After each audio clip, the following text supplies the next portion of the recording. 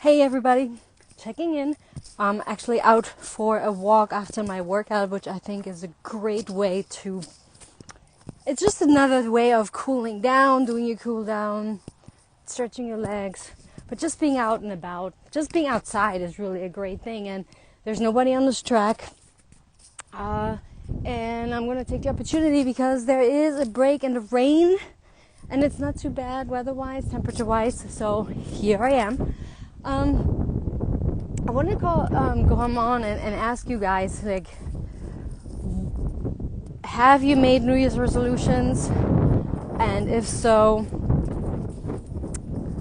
have they been realistic, or is it just either a recycled list of last year's resolutions, or are there actually realistic steps alongside with it? And when I say realistic, I truly mean action steps. So if you know, that the majority of people, and we all know it, and we all see it right now, there is all these advertisements on TV, on the news.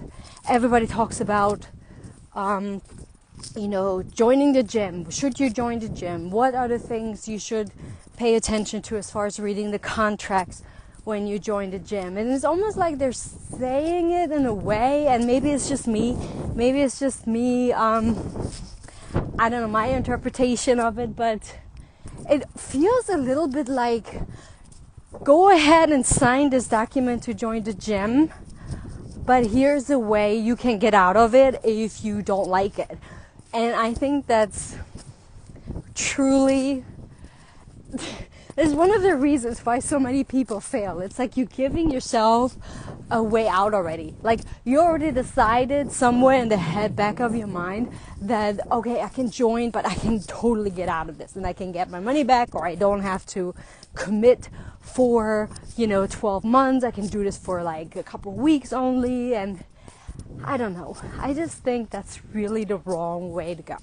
And as I always say, if you truly want to make a change in your health and wellness department, or maybe it's just your nutrition, maybe it's not even fitness, maybe you don't even have a problem per se with fitness, because here's the number one thing. You can work out all you want.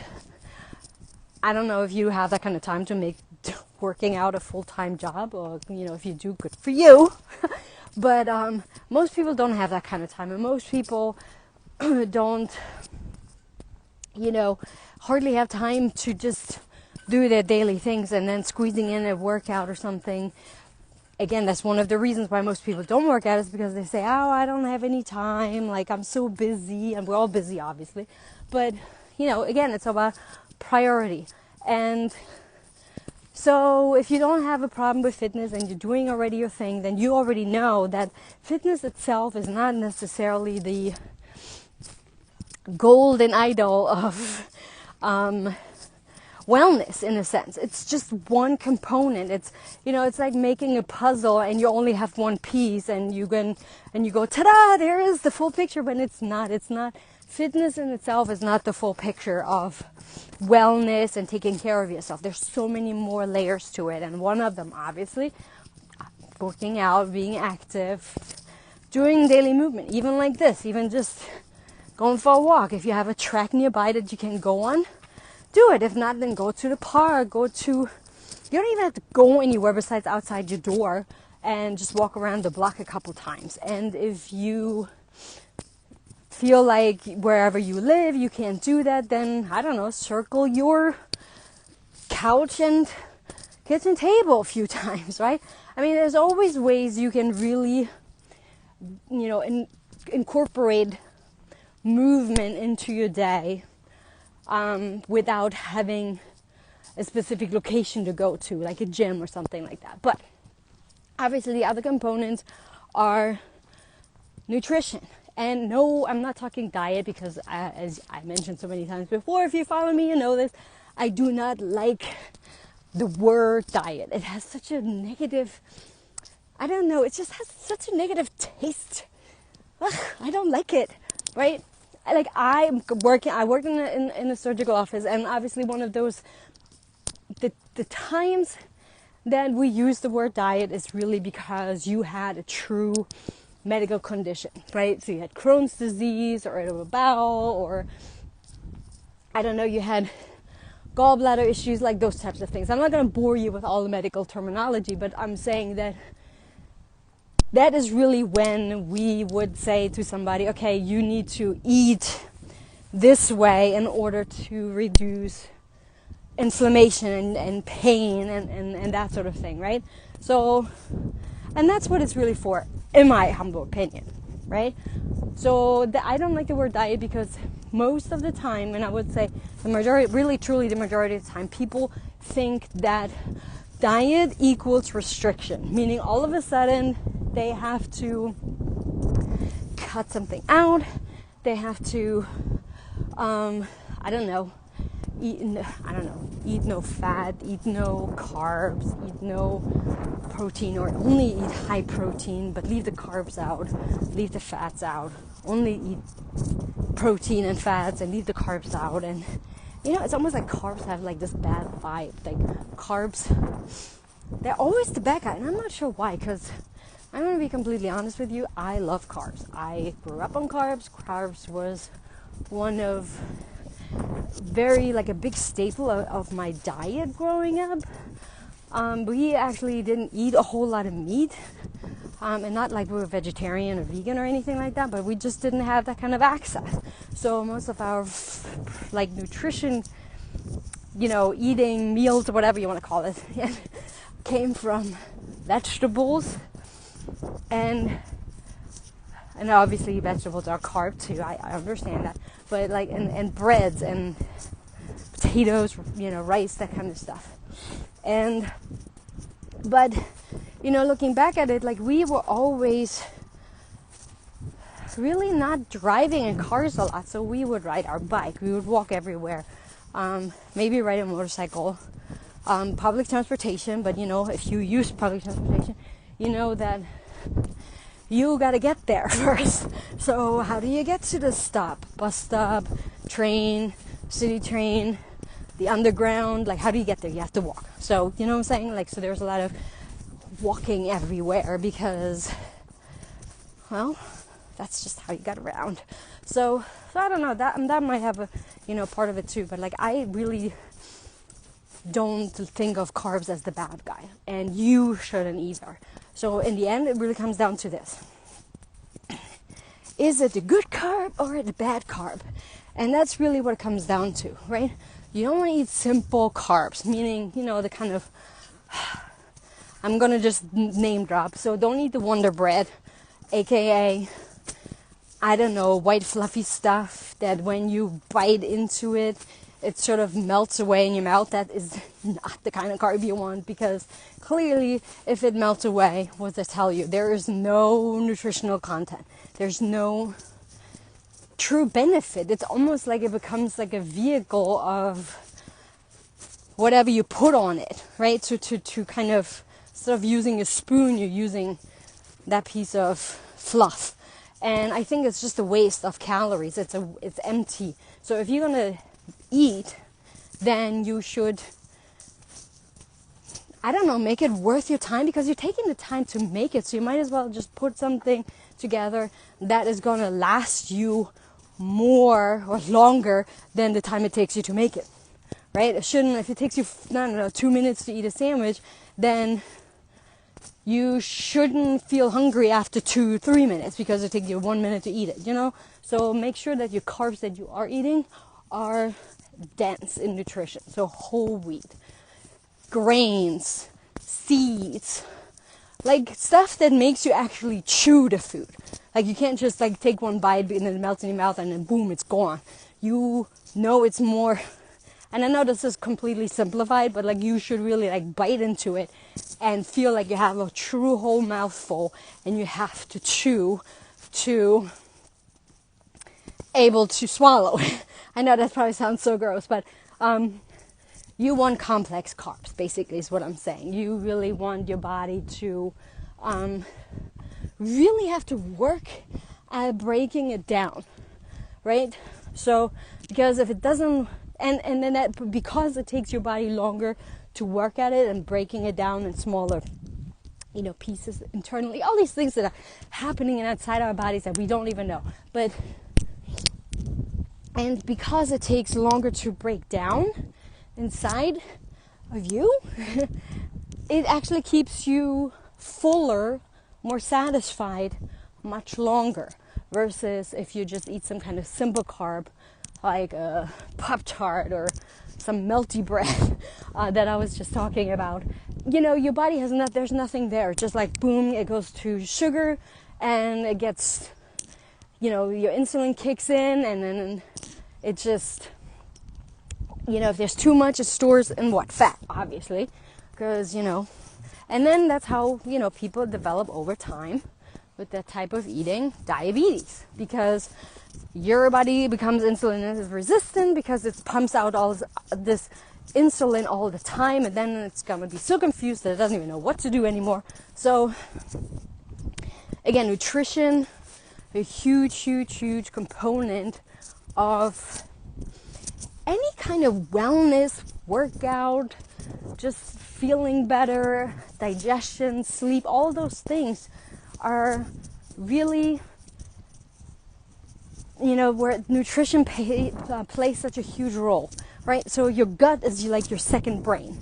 So that's almost like if you feed your actual brain a whole bunch of stupid stuff, you watch things on TV that are mindless, and I'm not saying that, sometimes we want to watch something but we don't really have to think about it, but I hope that's only going to take a smidge portion of what you take in. So I'll never stop learning. Always look at new things, look into ways of educating yourself that makes you go, wow, I did not know that, right? So it's so just educate yourself. So feed your brain good stuff, right? So it's the same, because if you think about it, you start having better conversations with people. You have more things to talk about when you meet somebody for the first time, right? Because you have such a vast variety of knowledge, because you're reading and watching so many different things. And it doesn't mean you have to be an expert at it, but it's just something that sparks curiosity. And when you bring it up to somebody else that you meet for the first time, and maybe they know more about it, or maybe they never heard about it. So it's a really great way of really just having conversations. And when, all you watch is the Kardashians, sorry if anybody watches that stuff out there, sorry. But, and that's all you can talk about because that's your expertise, then, you kind of know, maybe, that's the kind of stuff other people, this is the person you're talking to, that's all they're watching too. It's just kind of like this echo chamber. You don't get anything really out of it, right? So nutrition goes the same way. So your gut is your second brain. So what you feed it is gonna break up into these teeny particles and dispersed all across your body. So you have to ask yourself, do you want whatever's being dispersed be like superpowers of yourself, or do you want it to be just junk, and every cell in your body receives it, they're just getting totally lethargic and place themselves on the couch watching, I don't know, commercials. So that's how you have to think about it, right? So whatever, you eat is going to be a reflection on how you feel. So we know if you eat crap, you're probably going to start feeling like it too. So just keep that in mind. No, it doesn't mean you have to be perfect. Nobody's perfect. I'm not perfect. I like, treats and those kind of things, and I'm definitely not depriving myself of them, because life is to be enjoyed fully at all times. And that, in my mind, doesn't mean I'm gonna never eat a piece of cake, or never eat a donut, or never eat a burger of some sort. You know what I'm saying?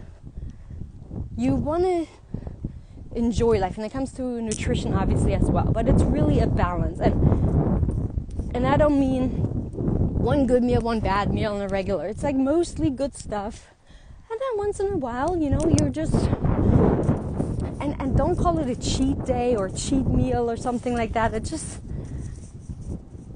almost like you're doing something wrong when you say it like that. So don't call it that. Just call it, this is part of enjoying life. Having something, a birthday cake or whatever it is. That's part of life and you should enjoy it. Don't call it a cheat meal. Like you're cheating on your birthday or something. That's just weird. So, but again, for the most part, you want to eat dense nutrition that's fueling your body. And I think that's the whole thing about wellness in general. Excuse me. Most people eat like their life depends on it. And yes, in some way it does, obviously. But don't live to eat. Eat to live, right? Like, I am like the kind of person, like if somebody asks me, and everybody who knows me knows that, but so maybe I'm just an odd individual. Maybe I'm just really like the only one, but if I am, please tell me. I don't know, but like if somebody asks me, oh, where do you, if you were going out to eat or something, and we're like, oh, what do you want to eat? What are you hungry for? I'm like, I don't know. Like, I'm never hungry for something specific. There's so many people I know that, including my family, they like, oh, I want this, I don't know, like specific type of hoagie. I want Italian, or I want Mexican, or I want, some kind of Asian type of food, or they're even more specific exactly what they want. I want this burger and I want this on it, or I want this chicken, I want buffalo chicken, and I want like the whole 9 yards. And I'm like, I don't know. Like, I eat whatever. I will tell you though, if you suggest a place that I don't like, I will let you know. Like, I'm like, okay, I don't care where we eat, but I don't want to eat there. Like, I will be like that kind of person. So, so if you have specific cravings all the time, I'm not saying like it's not okay to be hungry for specific foods, but if you have certain cravings all the time, then you have to ask yourself, are you missing something in your daily diet? Are you missing something? And that's where you're constantly craving a specific type of food. So just really make note of that. Like, when you feel like those cravings coming on, is it always the same type of food group? Is it the texture of food? Is it a certain time of the day?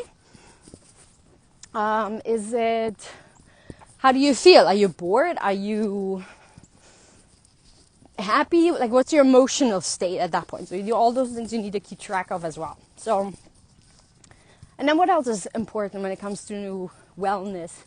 So we have the fitness, the movement, right? Whatever that might be. Obviously the nutrition, not diet, because again, we don't want to restrict ourselves of any type of food. Excuse me. We just want to make smarter choices of the types of food that we like, right? So again, dense nutrition, complex, carbs and so forth. And then, of course, there is mindset. Mindset is really, really important because it sort of determines your attitude. And if you have all those first two things in place, your attitude obviously is going to improve because you start feeling better, right? But your mindset comes really in place, like almost like at the beginning of what I just talked about coming on. And that is being realistic about the goals we're setting. So don't set yourself up for failure. It's good to have really like high goals, but if you don't have enough action steps in between how to get truly from A to B, C, D, E, F, and so forth, like you need to get those little steps in between. And maybe there's going to be times where you can skip forward a little bit, that's fine, but I don't think you should have this huge goal, start at A and expect to be at the Z in like no time without taking in consideration all these little steps in between, because it's really those in between things that are going to be more important than the end goal, because you're going to learn so much about yourself, and the process, and maybe even the things along the way that you need to tweak because something doesn't work. Maybe it's the wrong time. Maybe you shouldn't be eating before you work out, like a heavy meal. Maybe you should only have a light meal before you work out. Maybe, the kind of food you do after your workout or after your movement. What do you have for breakfast? When you incorporate in the time to, go for a walk, and who you're going with. Like, are you going by yourself? Is there going to be somebody with you? Are you going to join a group? Like on what day of the week, what time? So you have to kind of figure these things out. And if you go jump from A to Z straight away, you're going to miss out on the opportunity to tweak. And if you don't leave enough wiggle room for tweaking, you are going to probably throw in the towel because it's too difficult, because you don't leave room for flexibility, and then you just give up because it's frustrating. And Sorry, I'm having trouble hearing you. so that's really Say that again. oh my god, Siri is like talking to me. Hold on, guys. Okay. I'm back. So again, mindset, right? So setting realistic goals, putting small action steps into place. And don't just say, most people, like, especially at the beginning of the new year, oh, I'm going to lose, X amount of weight. Okay, well, that's very general. Like, how do you get there? What will you do? What exactly are you going to change? So that's where you need to have a plan. Don't just say it, right? Everybody can just say it, but what does that really mean, right? Like, so that's the same thing as saying, okay, I'm going to get up earlier every day. Okay, well, good for you, but like, what does that mean? What time do you get up now? And what time do you plan on getting up every day, and why? And how will you make sure that you don't hit the snooze button, right? Do you not put your alarm on your phone? You leave your phone downstairs in the kitchen where you don't have access to it, and you get one of those old-fashioned alarm clocks, and you're going to put it across the room, so when it goes off, it's just this annoying sound, and you actually have to get out of bed and push the button to turn it off, right?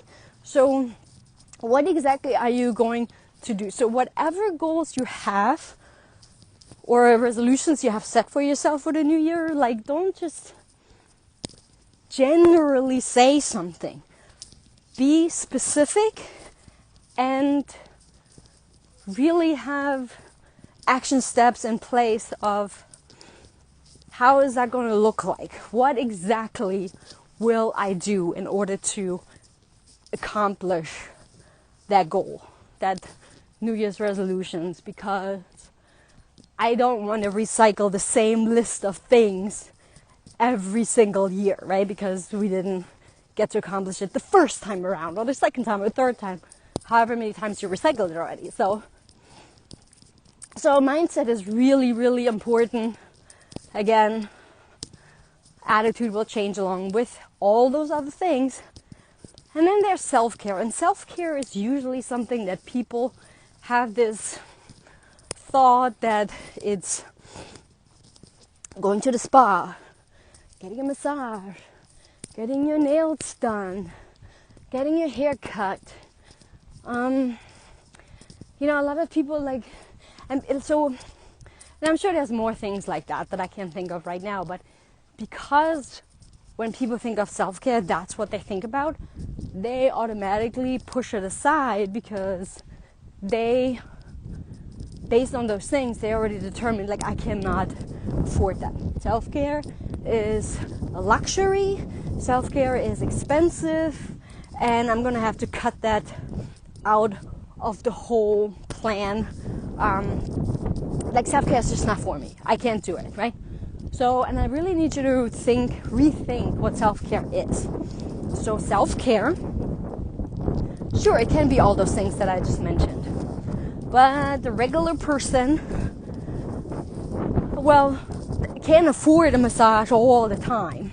And maybe you're not even, you think like, oh, that might feel good. Like if you're like me, like, oh, I think that feels really good, but it's awkward. Like it's awkward. I just feel awkward. Like I enjoy it, but it's awkward. So my whole life I probably had like, I don't know, 3 maybe. And I enjoyed them, but I just feel uncomfortable. And maybe it's because I don't go enough, whatever. But, doesn't matter. Anyway, so it can be all those things. But self-care can also just be locking yourself in the closet and watching an episode all by yourself of your favorite TV show, or watch your favorite movie, or just watch any movie that you really want to watch because nobody else is going to want to watch it. Self-care could be just like I'm doing now. It could be just going for a walk by yourself, letting your thoughts wander and go wherever they want to go, and just enjoying nature. Nature is a great therapist, by the way, because when your mind is quiet and you're out there by yourself and you're just looking around, you all of a sudden like recognize things that you normally wouldn't pay attention to. Like the shape of the clouds, or what kind of tree is that over there? Or that's a really cool looking tree. Or what kind of bird is that? And look at that squirrel. Like those squirrels chasing each other or whatever. I know that sounds silly, but it's truly those kind of things that when we take those sort of simple things in, it actually does something really, really positive to our mind. It calms us down. There is sort of like this, sense of wonder that most people only recall from their childhood. So it's really important to get that back, that sense of wonder and awe, and just really like just appreciating the things that are surrounding us on a daily basis, and we don't get to really pause and recognize them and appreciate them because we're so busy running in the rat race, right, of life. So self-care is also just being out in nature and letting your thoughts wander. Or maybe you go walking with somebody else and you're just having this conversation. You're spending time with your friend or your kids or your significant other, and you're just having just conversations that you would normally not have. Because again, life is busy and maybe there's not enough room for those types of simple talks or more deeper talks, right, on deeper topics. So all that is considered self-care.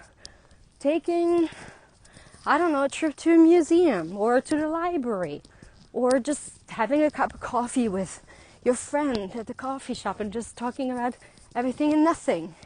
Reading a book, listening to a podcast,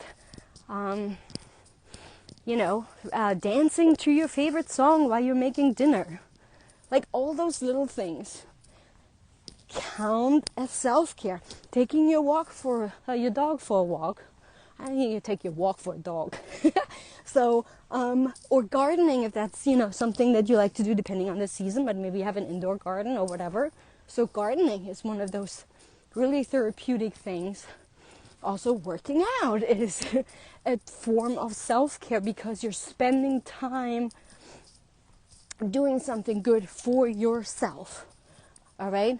So truly get a different idea of what self-care truly is. It's not just getting your nails done, getting your hair done, getting a massage, where you're constantly putting money out, and that's why you push the self-care aspect of wellness away, because those are all the things that you think about. So, all the things I just mentioned, excuse me, besides maybe the cup of coffee, unless you bring your own and go to the park, and in a travel mug or whatever, and sit down. Yes, your cup of coffee is probably going to cost you, depending on where you go, right? But besides that, those things I just mentioned, they don't really cost anything at all. And don't look at it from a time standpoint, because that's what self-care is. It's taking time out for you to do things that you truly enjoy, regardless of how simple they are. Because self-care doesn't have to be complicated. We like to complicate things and therefore make it impossible to incorporate in our life. It could just be eating lunch with your favorite coworker. Or maybe if you're working remotely, well then Zoom or FaceTime each other for your lunch, right? You can still do these things and have that conversation that you would normally have if you were working in the office together. So just think about those little things. It makes a huge difference, and you're going to walk away from it so much lighter, so much like happier, because it really does something positive to your emotions, to your mindset, to your outlook, and just life in general is so much better when you have positive things like that, right? So again, health and wellness, movement, fitness, workouts, nutrition, attitude, mindset, self-care. But and the other thing, and I know it's kind of part of self-care in a sense, or and mindset, is really learning. Never stop learning, right? Most people, they either graduate from high school or college, and then they're like, I'm never gonna touch a book again. I read throughout all my school career, and I'm just like over it. Don't do that. Like, pick up a book. Don't read. Listen to an audiobook. Or maybe you just have a favorite blog website or something that you like to go to and, read funny stories or read true life stories or whatever it is. But always reach out in whatever way you want, in that sense, like I said, reading or listening or whatever. But always get a different perspective. Always. Even on things that you think you know, like, look deeper into it to educate yourself more about it. Find out more about it. Maybe to prove yourself wrong, to prove yourself right. But never stop learning, because most of the time we're surrounding ourselves with the same type of people, and it becomes this echo chamber where we put information out and we just get the same kind of feedback, So if I say ice cream is so healthy, and then the other person is like, yeah, I totally agree with that, ice cream is so healthy, and you don't have anybody around you that goes, whoa, now what kind of ice cream are we talking about, right? Like, you don't have that counterpart that could potentially disagree with you and give you the reasons why they disagree with you, and where you can have a back and forth conversation about it. And then you can, maybe in the end you change sides, or maybe you just agree to disagree. I don't know. But you want to have other people and perspectives in your life, because that is so important to, keep yourself sharp. Don't always take everything as the truth, right? Be a truth seeker, and you only get that by questioning things. So really let your curiosity thrive, right? And curiosity helps us to ask more questions, but also better questions. And it gives us the opportunity to have better conversations and to have a better, well-rounded, life's point of view, right? Isn't that why, when, for instance, so if you go to college and you got your 4-year degree, then a good portion of that was for classes that had nothing to do with what you majored in, right? It's just to give you this well-rounded knowledge, and so you can go out in the world and be whoever you want to be, right? But if you don't go to college, or even if you did go to college, again, never stop learning, because you want to have a variety of things to talk about, to learn about. And maybe you're going to discover something that you kind of stumble over across by accident, and you absolutely love it, and you would have never discovered it if it wasn't for you just always asking good questions. So don't put complete blinders on.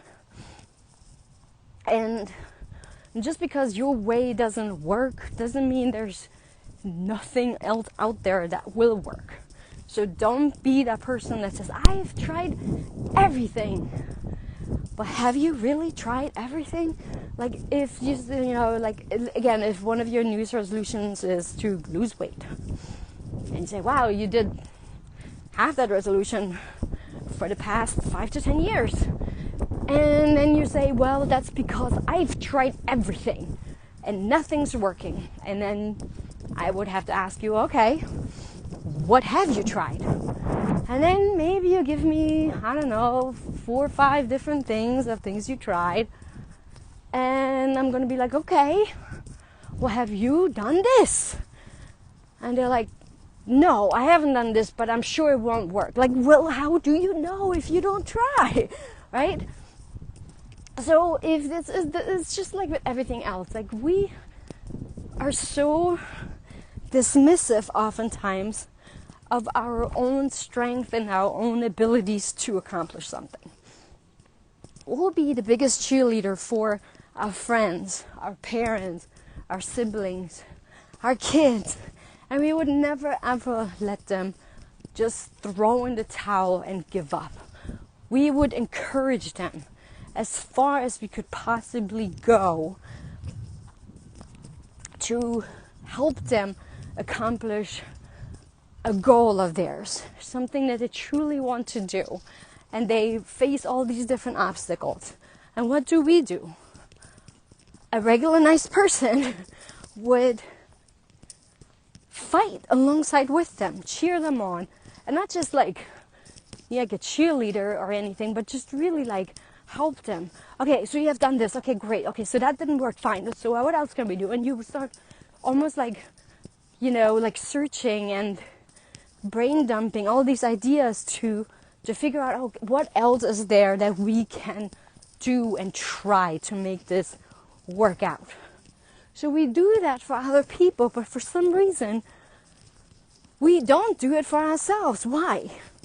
Shouldn't we be our own biggest, highest priority? Because only if we are in a state of wellness, of health, of good state of mind, and I'm not talking about being positive all the time, because even positive people have some lows. But like, we need to be that cheerleader, that accountability partner for ourselves. And it's especially important when you don't have that somebody with you. So you really need to be your best advocate. And when you don't have people doing these things that you would do for others, you have to do it for yourself. And that's where reading, listening to podcasts, watching inspiring YouTube videos, like all those things, those are also people you can surround yourself with to change your mindset. So never ever count yourself out in your path of success.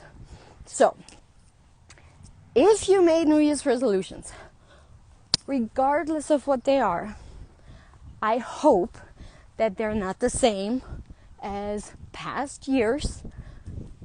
But if they are, then definitely make this year's list a success. And like I said, whatever it is, if it's weight loss, if it's just getting up earlier, if it's reading more, if it's making sure you are at every practice game and game of your kids, whatever, if it's hockey or soccer or basketball, whatever it is, that you're going to attend every single one of them. Or, I don't know, that you're going to start writing a book. Or you know, maybe you want to get a new car this year, or you want to go on this trip.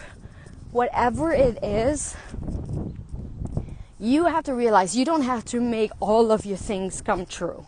You can work on them, but pick one of the ones on your list and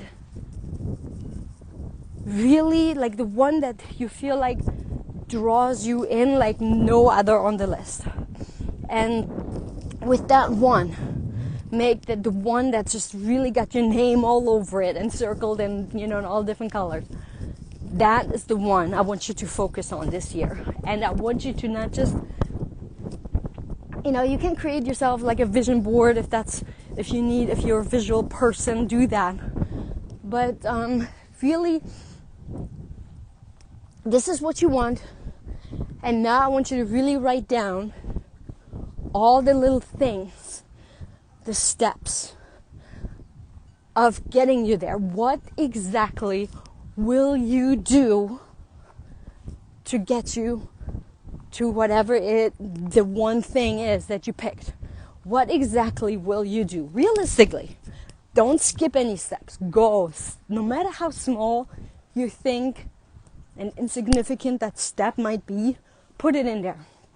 Put it in there, and then once you get really good at it, you can skip it over, right? And it's like automatic, and you just like do it, whatever. So do that for me, okay? So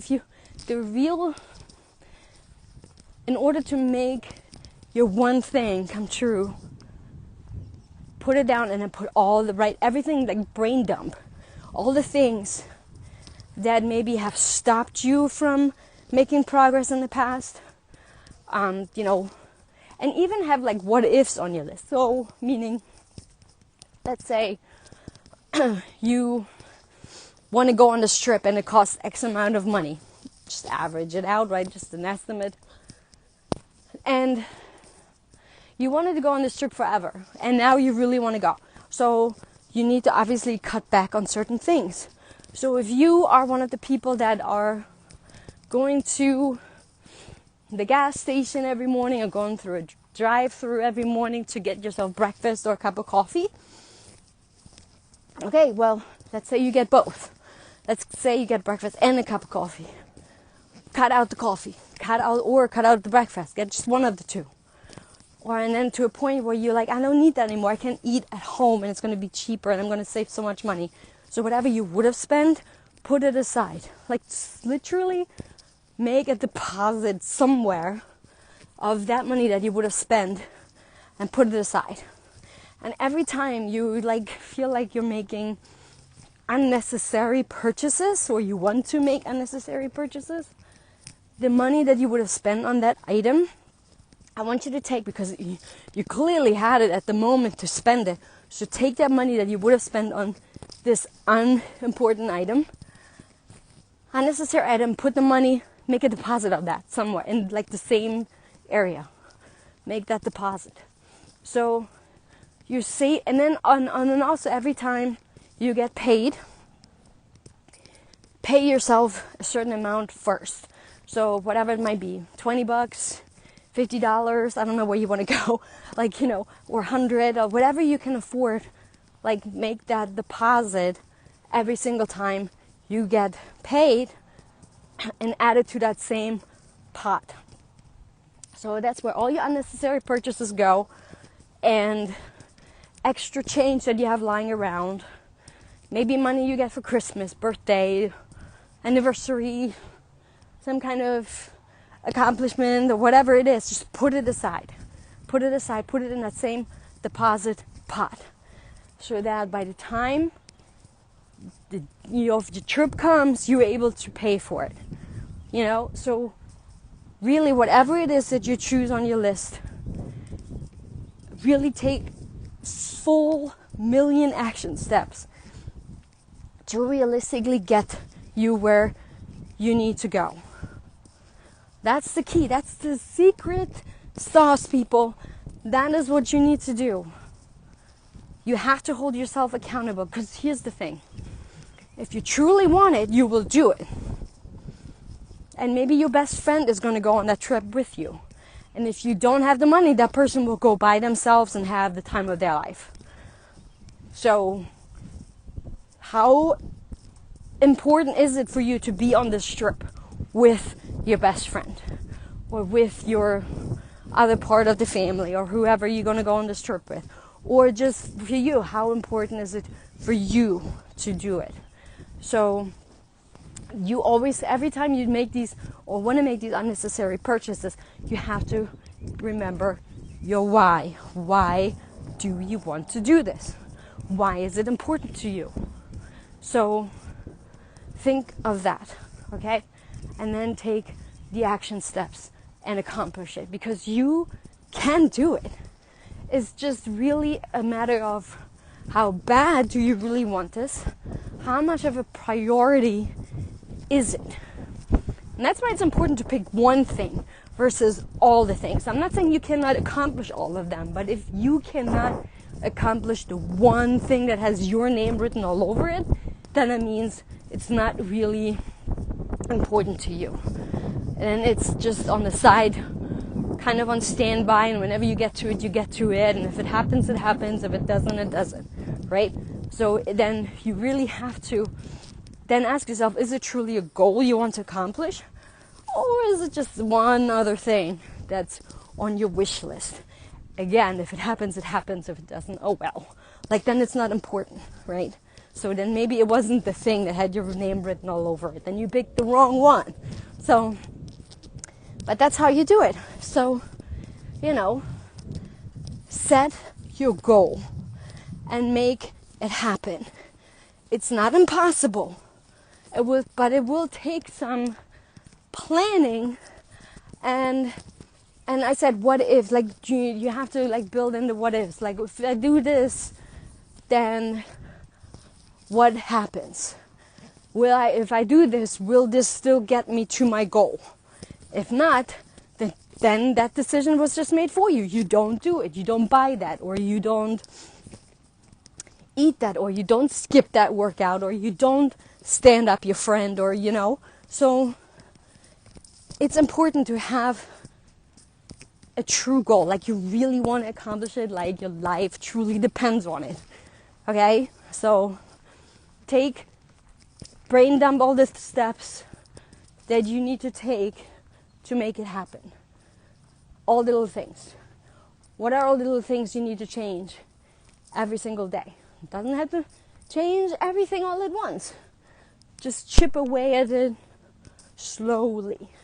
Because those small steps will still get you to your goal as long as you are committed, dedicated, and truly taking action. You don't get lazy, okay? You don't get complacent, and you don't throw in the towel after a couple weeks because it's hard or because it's difficult. Because nothing is as hard as regret. There's the one thing that you can ask, like, older people. And I know there's like a million studies of that already out there. But there's so, the one thing that they always say is that they have this regret of not doing that one thing. They should have just done it. They should have just not have life get in the way or have some kind of excuse come up all the time. And it could have maybe changed their life. It could have, brought the person into that life that they really wanted to be there. It was really the one place that they wanted to go. And wow, would their life have changed?